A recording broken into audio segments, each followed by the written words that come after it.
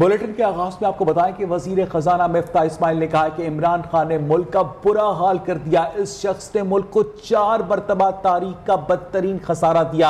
आज भी जो हालात हैं इमरान खान की वजह से हैं। अब मामला ठीक करने के लिए टैक्स नेट बढ़ाना होगा, कोई नया टैक्स नहीं लगाया जा रहा। 4 साल इमरान खान की हुकूमत रही है, आप ये देखें कि कितना डेफिसिट बढ़ गया। पाकिस्तान की तारीख के 4 बड़े खसारे इमरान खान ने किए हैं। जो खर्चे थे और जो टैक्स था उसके तवाज़ुन में जो फ़र्क था वो इमरान खान से ज़्यादा कभी भी नहीं हुआ पाकिस्तान की तारीख में। और जब आपने 25,000 अरब रुपए का कर्जे पे आप आए थे और 45 पे छोड़ के गए, पौने 4 साल के कलील अरसे में आपने 80% कर्ज पाकिस्तान का बढ़ा दिया। हर जगह जाके आप लोन ले रहे हैं, हर जगह जाके आप जिसको कभी पैकेज बोल देते हैं, कभी डिपॉजिट बोलते हैं, तो फिर कौन सी खुद मुख्तारी है। सबसे पहले मैंने शुगर के ऊपर टैक्स लगाया, जो वजीर आजम के बेटों की भी कंपनी है उसके ऊपर भी मैंने टैक्स लगाया। हमने कोई ऐसा टैक्स नहीं लगाया जो हमने और लोगों के ऊपर लगाया तो अपने ऊपर नहीं लगाया। वजीर आजम के भी टैक्स बढ़ जाएगा, मेरी कंपनी का भी कम से कम 20-25 करोड़ रुपए से टैक्स बढ़ जाएगा। पाकिस्तान के अंदर हमेशा ये होता है कि गरीब ने टैक्स दिया है। अल्लाह ताला की मेहरबानी से शहबाज शरीफ की इस हुकूमत में हम टैक्स बढ़ाएंगे लेकिन अमीर लोगों से टैक्स लेंगे। IMF से मामला तय होने के सम्राट। एक ही रोज में डॉलर की कदर में बड़ी कमी सामने आई। इंटरबैंक में डॉलर एक रोज में 3 रुपए 93 रुपए से सस्ता हुआ, जबकि 208 रुपए की सतह पर आ गया। डॉलर की कीमत में 2 माह बाद बड़ी कमी देखी गई। गुज़िश्ता रोज डॉलर इंटरबैंक में 211 रुपए 93 पैसे पर बंद हुआ था। उधर पाकिस्तान स्टॉक एक्सचेंज में सरमायाकारों के एतमाद में बहाली के बायस तेजी का रुझान है। सरमायाकार हिस्से की खरीदारी पर तवज्जो दे रहे हैं। महंगाई से मुतासरा आवाम के लिए अच्छी खबर है। आलमी मार्केट में खाम तेल की कीमतें कम होना शुरू हो गई हैं। अमेरिका में खाम तेल 2.7% सस्ता हुआ। मुस्तकबिल के सौदे 2.3% कम पर तय हो रहे हैं। आलमी मंडी में आज खाम तेल $103 फी बैरल पर फरोख्त हो रहा है। फ्यूचर कॉन्ट्रैक्ट्स $109 में तय पाए जा रहे हैं। वज़ीर आज़म शहबाज शरीफ ने कहा है कि आलमी मंडी में कीमतें कम होंगी तो आवाम को रिलीफ भी दिया जाएगा। आपको अपडेट करें कि आलमी मार्केट में खाम तेल की कीमतें कम होना शुरू हो गई हैं। अमेरिका में खाम तेल 2.7% सस्ता हुआ है। मुस्तकबिल के सौदे 2.3% कम पर तय पा रहे हैं। आलमी मंडी में आज खाम तेल $103 फी बैरल पर फरोख्त हो रहा है, जबकि मुस्तकबिल के सौदे $109 में तय किए जा रहे हैं। और अभी आगे बढ़ते हुए आपको बताएं कि लाहौर एयरपोर्ट पर PIA के जहाज से परिंदा टकरा गया। परिंदा टकराने पर तैयारे ने लाहौर एयरपोर्ट पर हंगामी लैंडिंग की। परवाज PK 258 शारजा से लाहौर एयरपोर्ट पर उतर रही थी। लैंडिंग के दौरान जहाज के इंजन से परिंदा टकरा गया। कप्तान ने महारत दिखाते हुए 168 मुसाफिरों को बाहिफाजत लैंड कराया। इससे पहले लाहौर में ही जहाज से परिंदा टकराने के कई वाकयात रिपोर्ट हो चुके हैं। हुक्काम के मुताबिक परिंदा टकराने से जहाज को नुकसान पहुंचता है और बड़ा हादसा हो सकता है। इसी पर बात करने के लिए हमारे साथ मौजूद होंगे लाहौर से सुहेल अब्बास बलोच और bureau chief new news Lahore Ayaz Shuja, और इसके अलावा तर्जुमान PIA अब्दुल्ला खान साहब का भी हम मौक़िफ़ लेंगे। लेकिन फिलहाल सबसे पहले अयाज शुजा से मालूमात लेंगे। अयाज, आए रोज़ ऐसे वाक़यात रोनमा हो रहे हैं, क्यों नहीं सदबाब हो पा रहा, वजूहात क्या है? माहा, ये जब एयरपोर्ट बना था, लाहौर एयरपोर्ट जब ज़ेरे तामीर था, तो आप जब हमें दौरा करवाने के लिए एविएशन रिपोर्टर्स को लेकर जाते थे तो आप यकीन करें ऐसा मालूम होता था कि हम लाहौर शहर से बाहर कहीं दूसरे शहर जा रहे हैं। एयरपोर्ट की ये साइड बिल्कुल लाहौर से बाहर थी, आबादी ना होने के बराबर थी। फिर आहिस्ता आहिस्ता जो एविएशन लॉज हैं उनकी अपना खिलाफ वर्जी करते हुए ना सिर्फ इसके इर्द गिर्द आबादियां बनी, हाउसिंग कॉलोनियां बनी, बल्कि शादी हॉल तक बनाए गए। अब जिन शादी हॉल और जो रिहायशी इलाके हैं उनकी वेस्टेज आप फेंकते हैं तो वहां परिंदे आएंगे। और इस तरह फिर क्या होता है कि जो इंटरनेशनल एयरलाइंस हैं वो ऐसे एयरपोर्ट्स जो दुनिया में खतरनाक शुमार होते हैं वहां पर अपना ऑपरेशन जारी नहीं रखते। इंटरनेशनल एयरलाइंस को तो आप छोड़ें, आपकी अपनी कौमी एयरलाइन इसकी वजह से नुकसान उठा रही है। जब एक बर्ड एक तैयारे को हिट होता है तो आप बिल्कुल अंदाजा नहीं लगा सकते ये कितने लाख डॉलर में ये आपको पड़ा है। और बदकिस्मती से कई प्रोजे तो ऐसे हैं जो आपको बाहर से बोइंग, अगर तैयारा हिट हुआ है तो बोइंग कंपनी से लेने पड़ते हैं, अगर पुरानी एयरबस हिट हुई है तो एयरबस कंपनी से लेने पड़ते हैं। इस तरह आपको लाखों डॉलर का ज़र मुबादला इन कंपनीज को अदा करना पड़ता है हमारे छोटे छोटे मफादात की वजह से। जब ये एयरपोर्ट नवाज शरीफ के दौर में शुरू किया गया था, जब उनका 1997 का दौर था, तो इसी वजह से इसको शहर से बाहर शुरू किया गया था ताकि ये बर्ड हिट के वाकयात जो है ये कम हो सके। इसके अलावा भी और भी इश्यूज थे कि कैपेसिटी इसकी ज्यादा हो, पैसेंजर ज्यादा हैंडल हो सके, लेकिन सबसे बड़ा यही था कि बर्ड हिट ना हो सके। अयाज शुजा, आप हमारे साथ ही रहिएगा। इस वक्त तर्जुमान PIA अब्दुल्ला खान हमारे साथ मौजूद हैं। अब्दुल्ला साहब, बहुत बहुत शुक्रिया आपके वक्त के लिए। ये बताइएगा कि जो PIA के जहाज़ों से बर्ड स्ट्राइक के वाकयात है तवातुर के साथ पेश आते हैं, इससे कितना नुकसान उठाना पड़ता है एयरलाइन को?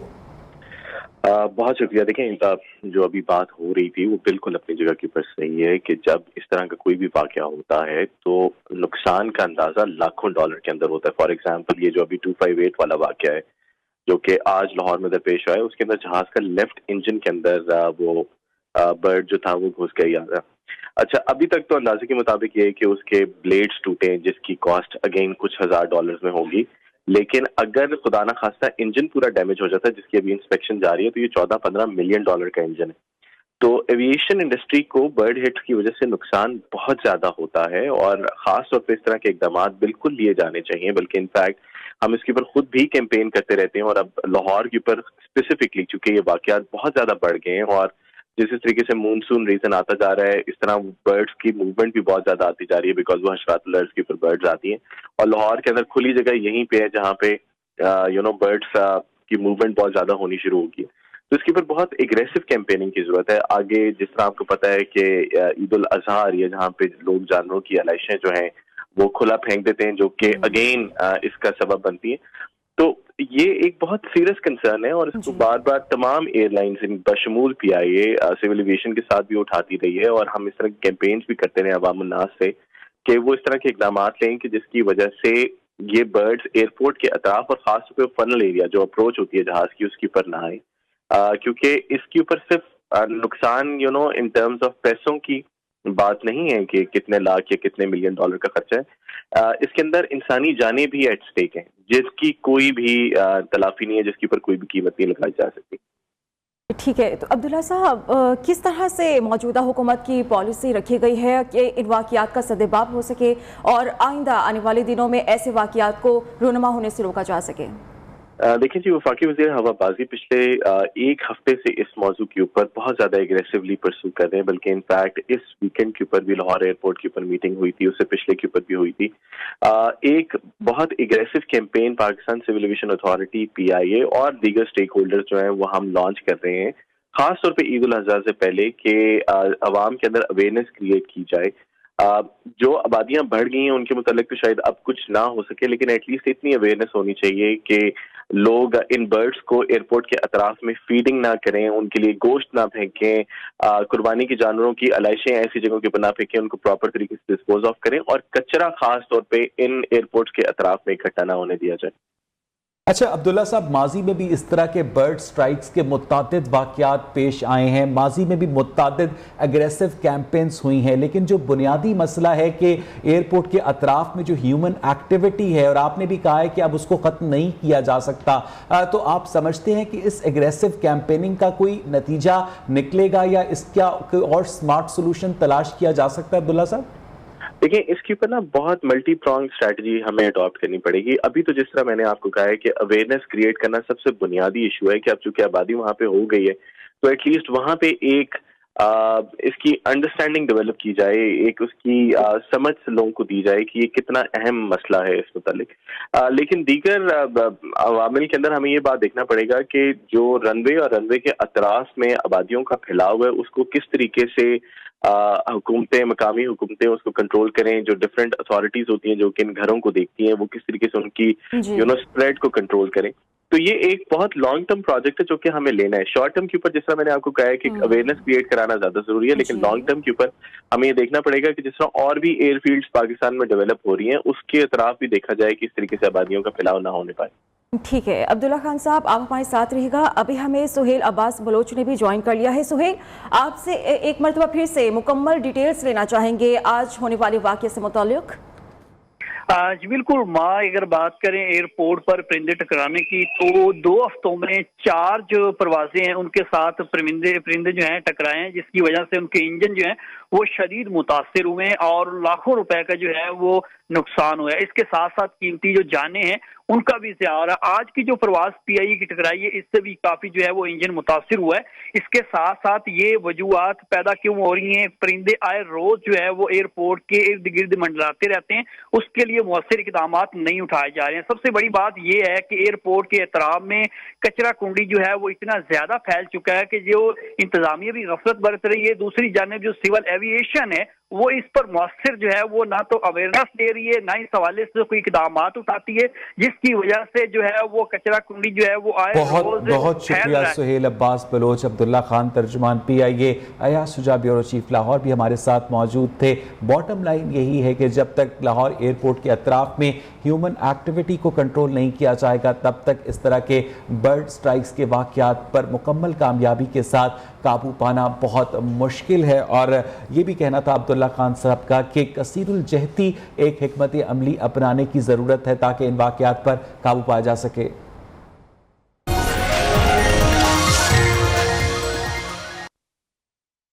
कराची में बादल बरस कर चले गए लेकिन पानी अभी तक जमा है। शहर के मुख्तलिफ इलाकों से अब तक पानी ना निकाला जा सका।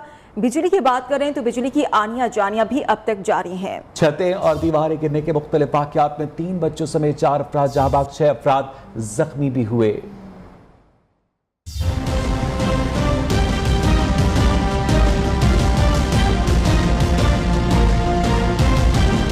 कराची में मानसून की पहली बारिश ने शहर का हुलिया बिगाड़ दिया। सिंध हुकूमत की जानिब से पेश की इंतजामात के दावों की कलई खुल गई। नाले ओवरफ्लो हुए, मुख्तलिफ सड़कों और गरीब मोहल्लों में पानी जमा हो गया। New Karachi, north Karachi, Surjani town, Orangi town, Nazimabad, Liaquatabad, Golimar, Jahangir road, PIB colony, Guru Mandir, सदर, सोल्जर बाजार की गलियों से अब तक पानी न निकाला जा सका। शहरियों को शदीद मुश्किलात का सामना है। बारिश होते ही मुख्तलिफ इलाकों में बिजली भी गायब हो गई। छतें और दीवारें गिरने के मुख्तलिफ वाक़यात में 3 बच्चों समेत 4 अफराद जाबाक, 6 जख्मी हुए।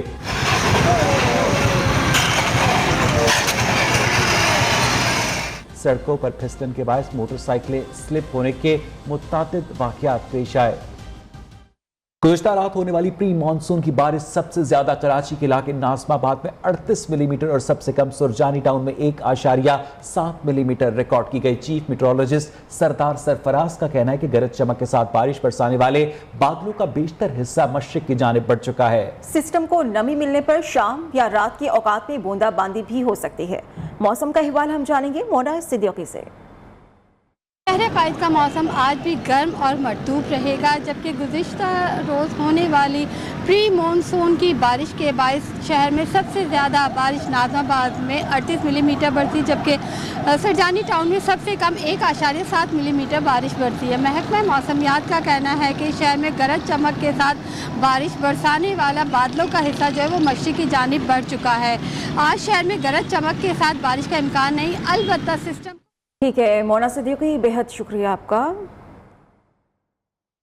बलूचिस्तान में बारिश और सैलाबी रेलों ने तबाही मचा रखी है। रिपोर्ट्स के मुताबिक हालिया बारिश और सैलाब में 12 अफराद जाँ बहक हुए, 21 जख्मी हुए। हरनाई में सैलाबी रेला 2 खवातीन और 1 बच्ची को बहाकर ले गया। 2 खवातीन अब तक लापता है। बारिशों से 366 मवेशी हलाक हुए हैं। 329 सोलर प्लेट्स को नुकसान पहुंचा है। आपको एक मरतबा फिर अपडेट करें कि बलूचिस्तान में बारिशों और सैलाबी रेलों ने तबाही मचा दी है। इत्तलात के मुताबिक हालिया बारिशों और सैलाब में 12 अफराद जाबाक, 21 जख्मी हुए। हरनाई में सैलाबी रेला 2 खवातीन और 1 बच्ची को बहा कर ले गया।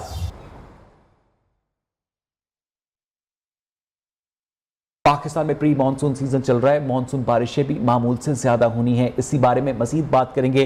Director meteorological office Zaheer Ahmed Babar हमारे साथ मौजूद है। ज़हीर साहब, बहुत शुक्रिया आपके वक्त के लिए। पाकिस्तान में रवां साल मानसून बारिशें मामूल से कितनी ज्यादा हो सकती हैं?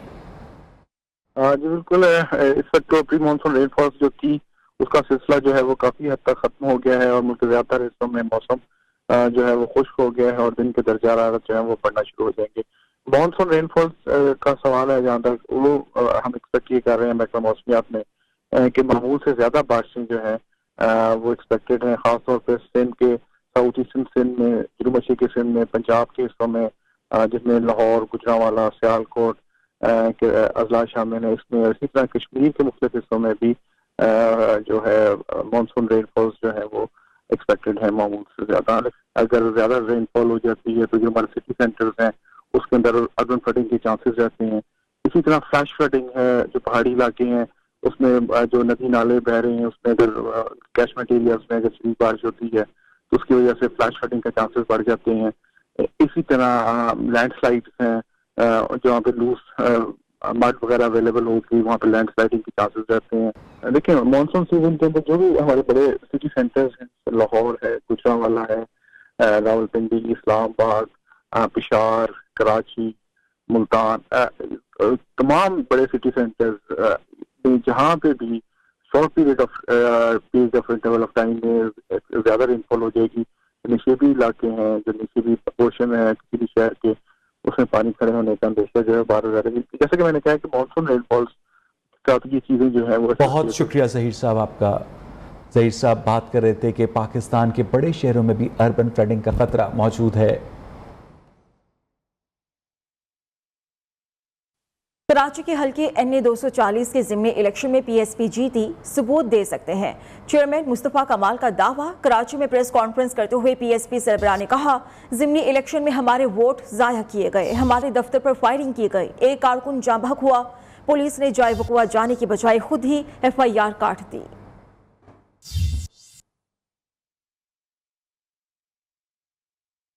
और हमारे कैंप पे मरकजी ऑफिस में बैठे बैठे स्टेट फायर लगा सर के ऊपर, वहीं शहीद हो गए।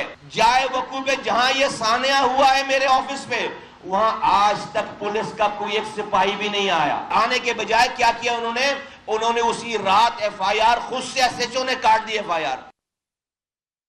बंदर के हाथ में चाकू दिया जाए तो कभी कभार नाक भी कट जाती है। हुकूमत की जानिब से बिजली बचत मुहिम के पेश नज़र रात 11:30 बजे होटल्स और रेस्टोरेंट्स बंद तो कर दिए, लेकिन उससे मुंसलिक वेटर्स और दीगर अमले की मुआशी बदहाली में इजाफा हो गया। मालिकान ने लेबर कम और दिहाड़ीदार तबके की मुश्किलात में इजाफा हुआ है। रिपोर्ट करेंगे लाहौर से शेख उमर दराज।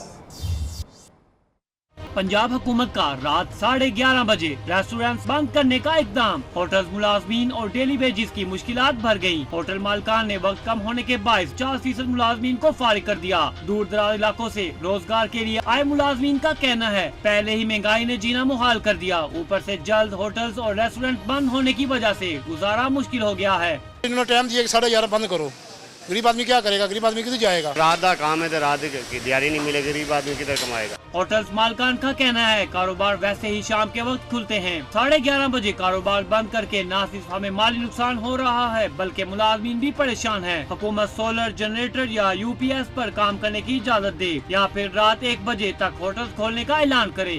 रेटिंग कम कर दें, इसका हल ये नहीं कि होटल बंद कर दें। हुकूमत को यही एडवाइस है कि हमें बाप्टा पे कर दें, UPS पे कर दें, जनरेटर पे कर दें। हुकूमती फैसले से डिलीवरी बॉयज भी मुश्किलात का शिकार हैं। कैमरामैन फरमान अली के साथ शेख उमर दराज, न्यूज़ लाहौर।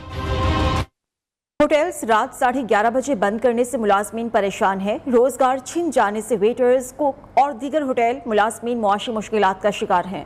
कहते हैं कि होटल जल्द बंद होने से मालिकान ने मजदूरी भी कम कर दी है।